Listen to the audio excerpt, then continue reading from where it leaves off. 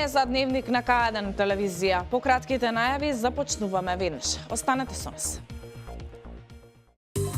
Велес чествува 73 години слободен живот. Вчера вечер доделени 9 ноемвриските награди и наградата за животно дело Гемиџи. Градоначалниците Јанчев и Делков започнаа со средби со граѓаните, урбаните и местните заедници. 77 доброволни војници, од кои 8 жени од 33-та генерација ја дадоа својата свечена заклетва во Велешката касарна.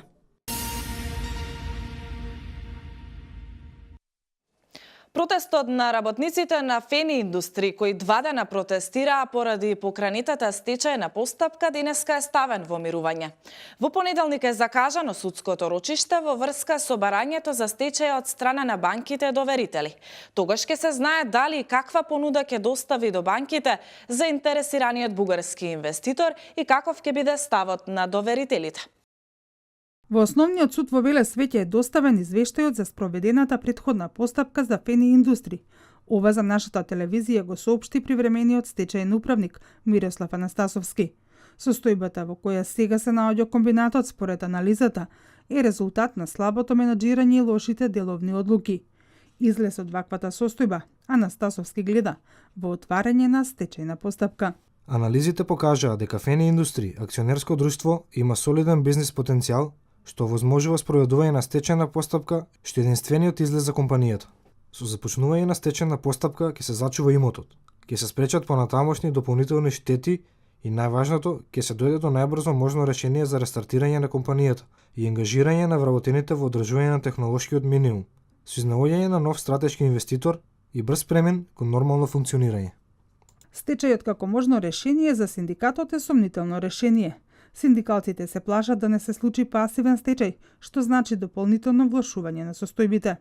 Пред 2 дена, кога вработените протестираа пред 3 комерцијални банки, кои се најголем доверител на Фени Индустри, Палитов и Ристовски беа децидни во барањето, Фени да не се решава со отварање на стечај. За нас како вработени во Фени воопшто не е важно кој ќе биде нашиот нов инвеститор. Единствено што е важно за нас и значи живот за нас и нашите фамилии да продолжиме со работа без прекин. А тоа е неприфатливо за работниците затоа што отварањето на стечајна постапка во Македонија знаеме што е, како завршуваат и второ колку тоа ќе трае, а за тој период работниците нема да имаат статус на вработен. Значи нашето барање е Фени да се решава без стечај. Вработените во комбинатот денеска беа во исчекување да ја слушнат, како што вчера им било најавено, новата понуда на бугарски Енкод. Но абера од Енкод до затварање на овој дневник немаше. Останува отворено прашањето дали Енкод има нова понуда и дали истата ќе ја соопшти пред почетокот на рочиштето во Основниот суд во Велес, кој е закажано за во понеделник, кога доверителите ќе одлучуваат дали Фени Индустри ќе оди под стечај.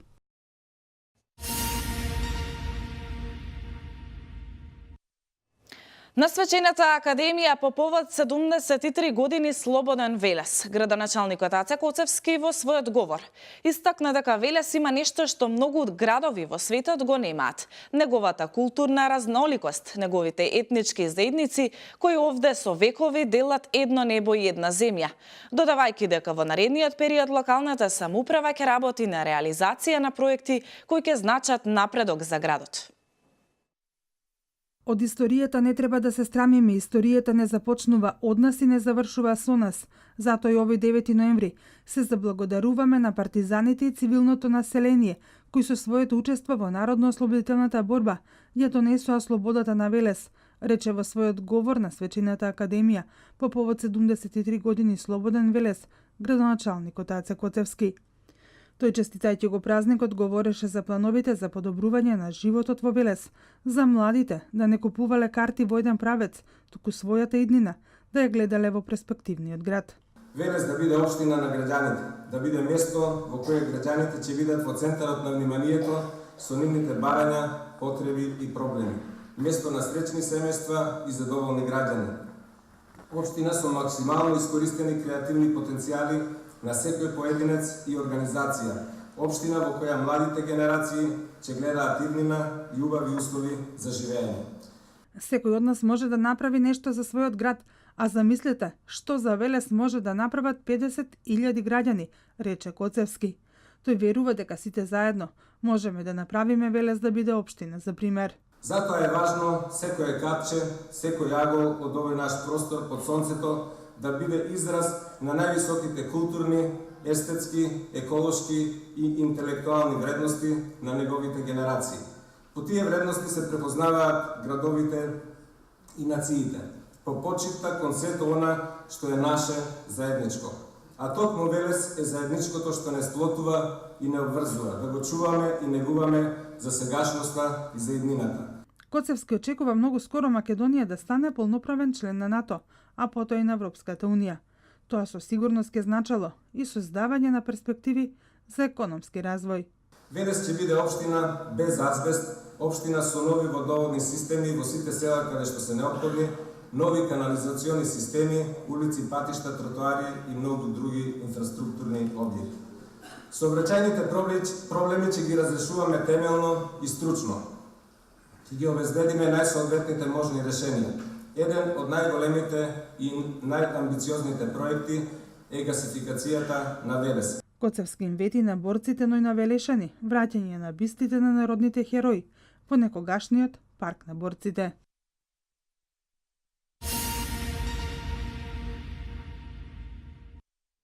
Вчера вечер во Велешкиот театар беа доделени 9 ноемвриските награди и признанија кои им се доделуваат на поединци или организации, здруженија кои во изминатиот период придонеле за промоција на градот на домашен и меѓународен план. Наградата за животно дело Гемиџи оваа година им беше доделена на тројца добитници. Академик Катица Ќулавкова, доктор Данчо Марковски и доктор Стојан Кулеџиовски се добитниците на наградата за животно дело Гемиџи за 2017 година. Добитници на спомен плакета 9 ноември се командата за обука и доктрини на АРАМА, Центар за индивидуална обука Велес, акционерското друштво Димко Митрев, Младен Најдовски БАТ, новинарот Петар Печков, карате клубот Гладиатор и доктор Милан Цветко Станојковски. Своје обраќање пред присутните имаше еден од добитниците на највисоката награда за животно дело Гемиџи за 2017 година, академик Катица Ќулавкова. За неа оваа награда е од големо значење и истата е стимул за подобра работа во иднина.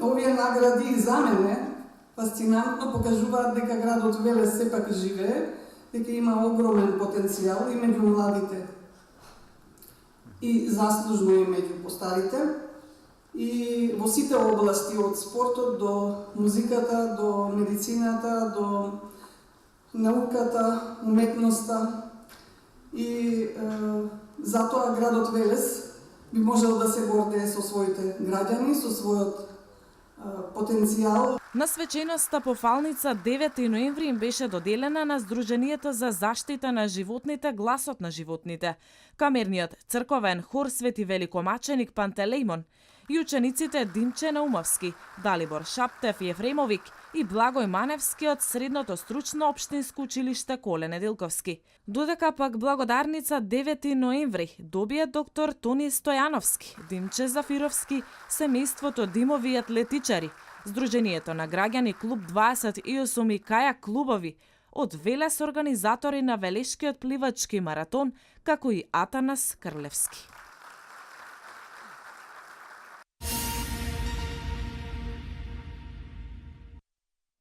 Секој четврток ќе биде приемен ден на градоначалникот на Кавадарци Митко Јанчев. Секој граѓанин кој е заинтересиран да оствари средба со градоначалникот може да го закаже својот термин во граѓанскиот услужен центар.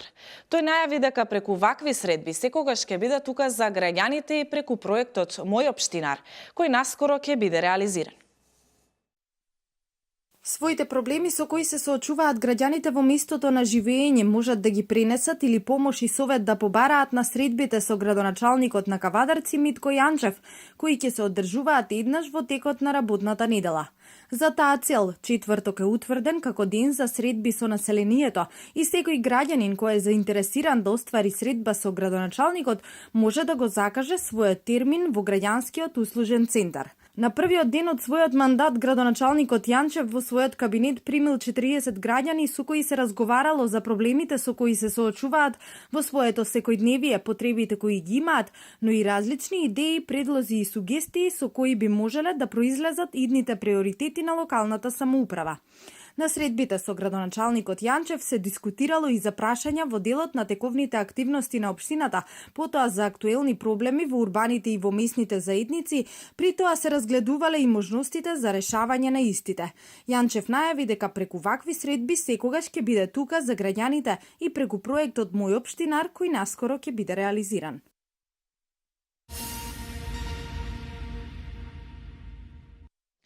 Средбите со граѓаните на општина Неготино ќе бидат правило, а не исклучок, истакна градоначалникот Тони Делков, кој оствари работни средби со жителите на селата Тремник, Дуброво и Војшанци. Тој истакна дека целта на овие средби е да се слушна гласот на граѓанинот и проблемите со кои населението се соочува во одредена средина каде живее и функционира.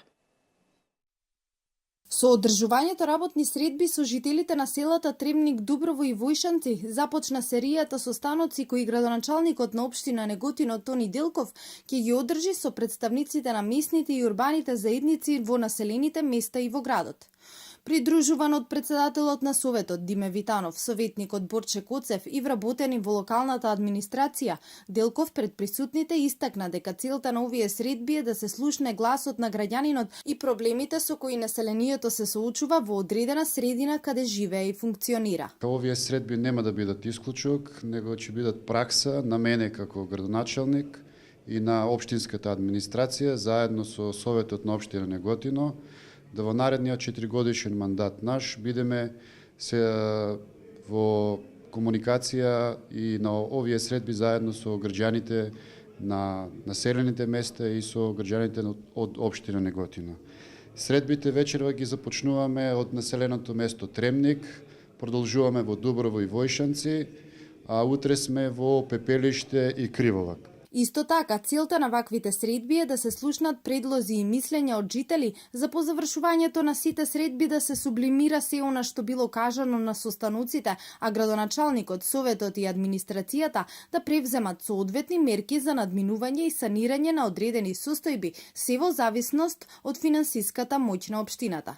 Според градоначалникот Делков, наскоро ќе се започне со изготвување на буџетот на општина Неготино за 2018 година и програмата за работа, па токму затоа од овие средби се очекува да се слушнат што е можно повеќе предлози, мислења и сугестии кои ќе бидат вградени во програмата и ќе придонесат за решавање на проблемите на граѓаните од општина Неготино.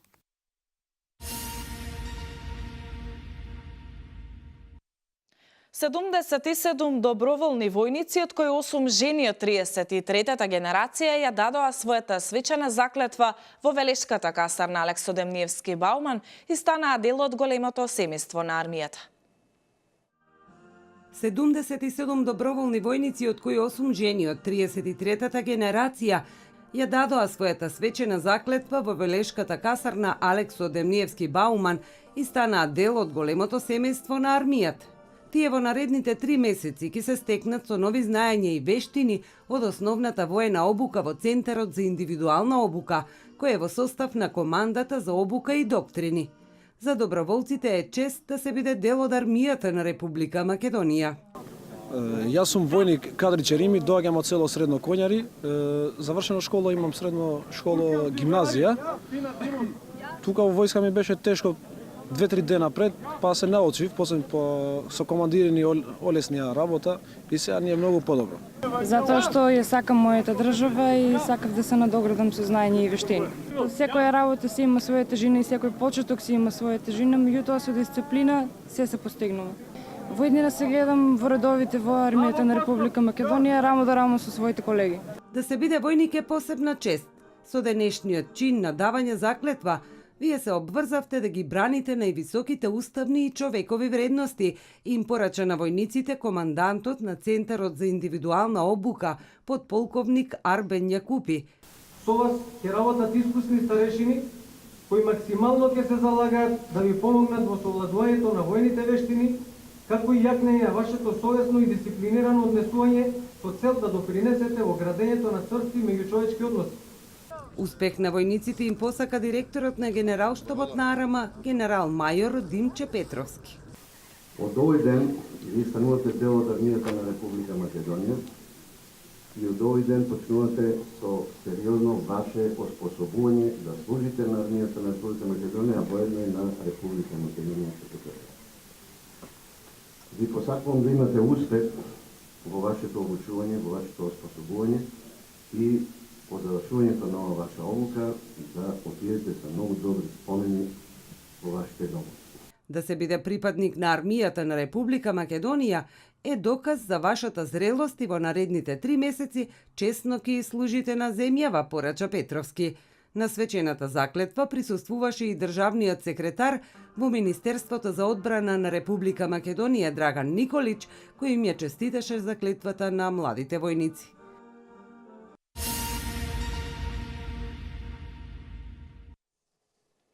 Општина Велес, јавното комунално предпријатие Дервен и организацијата Нула отпад Скопје организираат акција за собирање отпад од електрична и електронска опрема. Целта е да се заштити животната средина од опасен отпад. Акцијата започнува денеска, ќе трае до 30 ноември.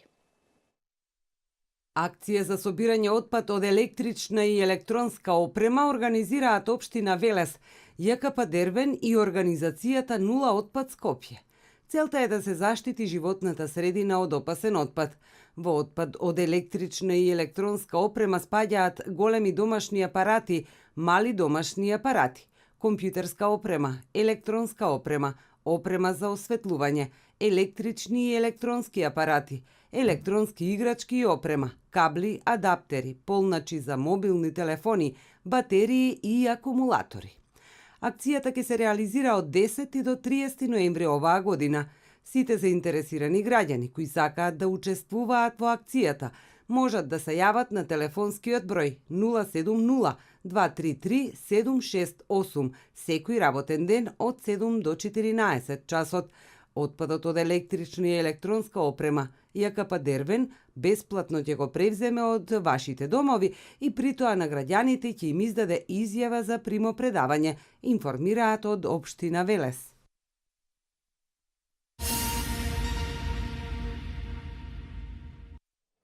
Граѓаните ќе немаат обврска да поднесуваат до управата за јавни приходи годишна даночна пријава за остварени дополнителни приходи. Ова е предвидено со измените и дополнувањата на Законот за персонален данок на доход, кои беа разгледани на вчерашната седница на Владата на Република Македонија. Според предлог законот, наместо граѓаните тоа ќе го прави УЈП, а граѓаните ќе треба само да ги потврдат или коригираат информациите во пријавата. Вестите од Македонија. Владата на Република Македонија на својата 37-ма седница што се одржа синоќа го разгледа и усвои предлог буџетот на Република Македонија за 2018 година и донесе заклучок предлогот за буџетските трошоци за наредната година да биде пуштен во постапка на дебата и усвојување во Собранието на Република Македонија, информира владината прес-служба. На предлог на Министерството за финансии, владата на оваа седница го разгледа и усвои документот за фискална стратегија на Република Македонија 2018-2020. Министрите во владата го разгледаа и усвоија и предлог законот за изменување на законот за задолжителни нафтени резерви. Владата го разгледа и предлог законот за изменување и дополнување на законот за персоналниот данок на доход. Со предложените измени и дополнување на овој закон, граѓаните веќе нема да имаат обврска да поднесуваат даночна пријава. Тоа ќе го прави управата за јавни приходи, а граѓаните ќе треба само да ги потврдат или коригираат информациите во пријавата.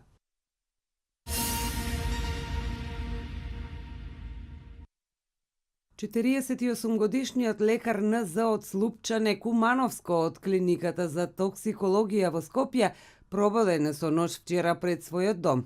По нападот тој веднаш бил префрлен во болница. Се наоѓа надвор од животна опасност. Извори од ургентниот центар ја потврдуваат веста и информираат дека се работи за убодна рана во стомакот нанесена со остар предмет. Како причина наводно е љубовната врска на лекарот од Слупчане и медицинска сестра. Ова е уште еден немил настан кој ја вознемири македонската јавност. Сигурноста на граѓаните е на најниско можно ниво. Од Министерството за здравство во кратка изјава за медиумите го осудија нападот. Во врска со информацијата за напад на доктор на клиниката за токсикологија, Министерството за здравство најостро осудува физички напад врз докторите и апелира за целосно расветлување на случајот од надлежните институции. Истовремено, за надминување вакви негативни појави, во тек е кампања «Стоп за насилство на докторите», што ја реализира Министерството за здравство заедно со Лекарската комора на Република Македонија.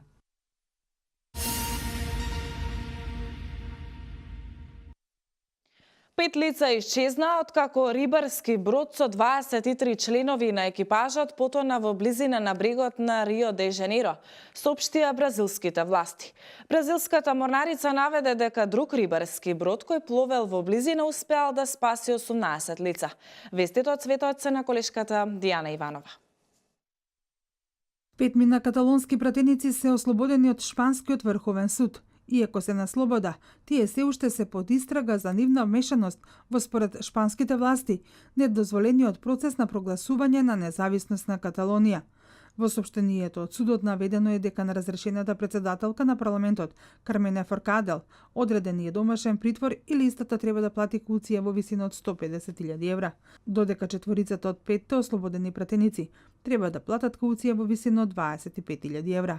Само еден од 5 минат ослободени пратеници е пуштен без кауција. На 27 минатиот месец Каталонија прогласи независност, Шпанија ја смени регионалната влада, го распушти парламентот и воведе директна управа.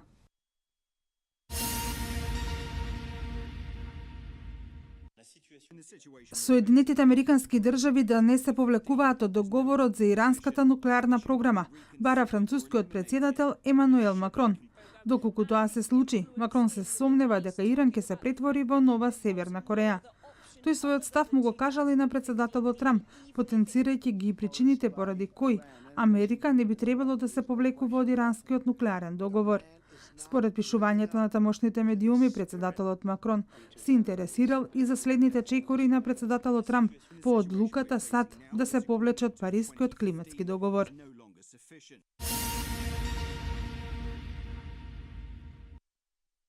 Се уште со сигурност не се знае причината за уривањето на дел од зграда во рускиот град Ижевск, но нешто се знае дека 3 лица се загинати, а 4 се повредени. Овие бројки можедно е да се зголемат, пишуваат тамошните медиуми, бидејќи под остатоците од деветокатницата се уште има луѓе.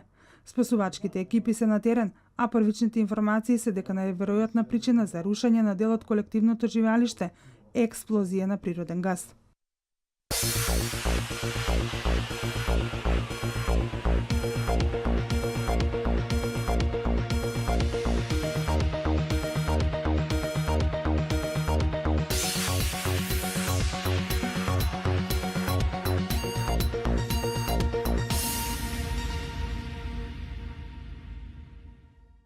Следуваат метеоинформациите. Денеска имаме сончево време со умерена облачност и со слаб ветер од југозападен правец.